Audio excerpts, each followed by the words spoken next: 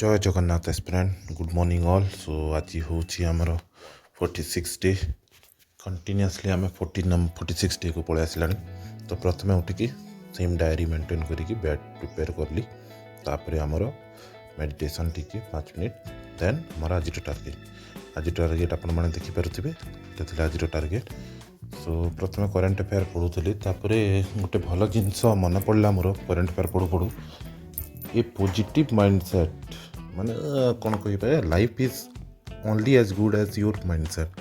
So a negative mindset will never give you a positive life means सब positive रहिबार कथा। So office जाइली office रू आसली आज हिस्ट्री मेनली पढ़ी। आज ऑफिस रू भी आसु आसु बहुत लेट हो जाता 8टा पाखापाखि।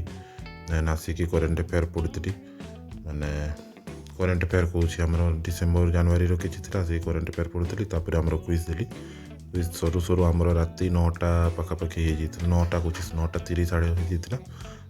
आमर ये थिला क्रिकेट मैच चलूला आज इंडिया और